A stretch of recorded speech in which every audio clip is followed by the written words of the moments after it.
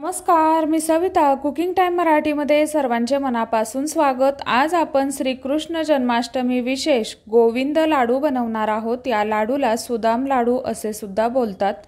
हे लाडू खूपच पौष्टिक आहेत, बनवायला सोपे आहेत। आजची रेसिपी तुम्हाला आवडली तर चॅनलला सबस्क्राइब करा। लाडू बनवण्यासाठी इथं मी सगळ्यात अगोदर 1 कप इतके पोहे घेतले आहेत। तर हे पोहे आपण जे रोजच्या नाश्त्यासाठी कांदे पोहे बनवतो तेच आहेत। पोहे आपल्याला स्वच्छ चाळून निवडून घ्यायचे आहेत। आता हे पोहे आपल्याला मीडियम फ्लेमवरती छान खरपूस होईपर्यंत भाजून घ्यायचे आहेत। तर इथे पहा, पोहे छान मी खरपूस होईपर्यंत भाजून घेतले। काढून घेऊया। सेम त्याच कपाने आपल्याला पाऊण कप इतके शेंगदाणे घ्यायचे आहेत। तर हे शेंगदाणे आपल्याला बारीक गॅसवरती छान खरपूस होईपर्यंत भाजून घ्यायचे आहेत। शेंगदाणे छान खरपूस भाजले की त्याची चव दुपटीने वाढते। तर इथे पहा, शेंगदाणे छान असे खरपूस मी भाजून घेतले आहेत। शेंगदाणे काढून घेऊया। आता आवडीप्रमाणे तुम्ही यामध्ये ड्रायफ्रूट घालू शकता। तर इथं मी 6 ते 7 बदाम व 3 ते 4 काजू घेतले आहेत। तर तुम्हाला घालायचे असतील तर घातले तरी चालेल, किंवा नसेल घालायचे तर नाही घातले तरीही चालेल। यामध्येच मी 1 चमचा साजूक तूप घातला आहे। या तुपावरती हे ड्रायफ्रूट आपल्याला थोडेसे तळून घ्यायचे आहेत। तुम्ही तूप नाही घातलं तरीही चालेल। आता हे भाजलेले काजू आपल्याला काढून घ्यायचे आहेत। नंतर आपल्याला थोडा वेळ बदाम तळून घ्यायचे आहेत व बदाम सुद्धा आपल्याला काढून घ्यायचे आहेत। ड्रायफ्रूट घालणं ऑप्शनल आहे। यामध्ये आवडत असेल तर तुम्ही मनुके सुद्धा घालू शकता। बदाम तळले गेले, आता आपण काढून घेऊया। सेम त्याच कपाने इथं मी सपाट कप भरून इतकं सुक्कं खोबरं घेतलं आहे। तर खोबरं आपल्याला किसून घ्यायचं आहे। जर का तुम्हाला या खोबऱ्याच्या पातळ स्लाइस करायच्या असतील तर केल्या तरीही चालतील, कारण नंतर आपण हे मिक्सरला बारीक फिरवून घेणार आहोत। आता हे किसलेलं खोबरं आपल्याला छान खरपूस होईपर्यंत भाजून घ्यायचं आहे, करपू द्यायचं नाही। जर का खोबरं करपलं गेलं तर लाडूची चव कडवट लागू शकते। तर इथे पहा, आपलं खोबरं छान असं खरपूस बारीक गॅसवरती भाजलं गेलं आहे। तर भाजलेलं खोबरं सुद्धा आपल्याला काढून घ्यायचं आहे। आता यानंतर इथं मी थोडेसे पंपकिन सीड्स घेतलेले आहेत, म्हणजेच भोपळ्यांच्या बिया। तर या बिया घालणं सुद्धा ऑप्शनल आहे। असं मुलं खात नाही, त्यासाठी मी यामध्ये वापरलं आहे। तुम्हाला नसेल घालायच्या तर नाही घातल्या तरीही चालेल। भाजलेले सगळे पदार्थ आपल्याला छानपैकी थंड करून घ्यायचे आहेत व नंतरच आपल्याला हे मिक्सरला फिरवून घ्यायचे आहेत।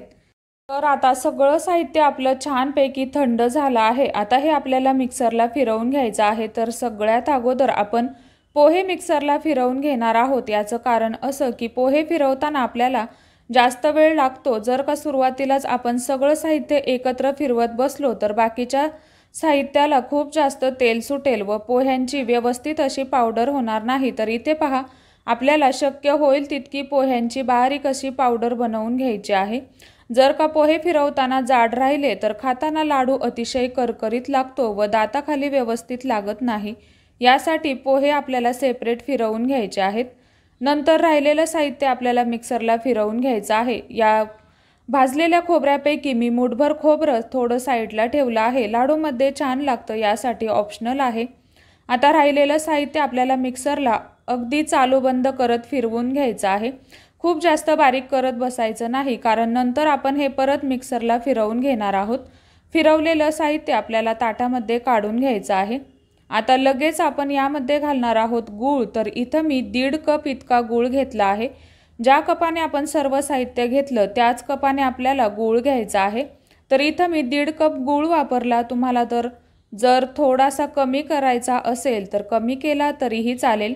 तुम्ही इथं 1.25 कप गूळ घातला तरीही चालेल, पण 1.5 कप गूळ घातलेला अगदी परफेक्ट प्रमाण आहे। गूळ घातल्यानंतर आपल्याला हे थोडंसं मिक्स करून घ्यायचं आहे हाताने। मिक्स केल्यानंतर आता हे आपल्याला मिक्सरला परत फिरवून घ्यायचं आहे।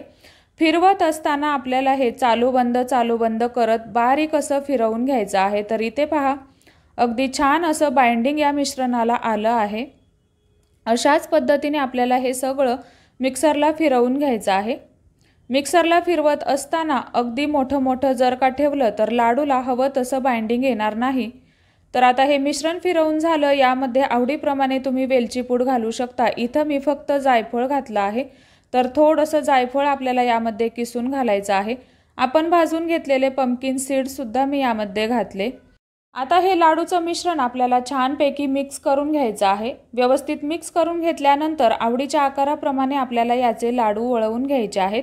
इथं मी मोठ्या लिंबाच्या आकारा इतका लाडू वळला आहे। तर घेतलेल्या प्रमाणामध्ये जवळपास 14 ते 15 लाडू तयार होतात। घेतलेला कप 200 ml चा आहे, म्हणजेच 200 ग्रामचा आहे। तर आवडीप्रमाणे वरून तुम्ही यावरती ड्रायफ्रूट लावू शकता। तर येणाऱ्या कृष्ण जन्माष्टमीला तुम्ही हे लाडू नक्की बनवून पहा, चवीला अप्रतिम होतात। तर कशी वाटली तुम्हाला आजची रेसिपी? आवडली असेल तर रेसिपीला एक लाईक नक्की करा व माझ्या रेसिपीज तुम्हाला आवडत असतील तर चॅनलला नक्की सबस्क्राईब करा व रेसिपी शेअरसुद्धा करा। रेसिपी पाहिल्याबद्दल धन्यवाद।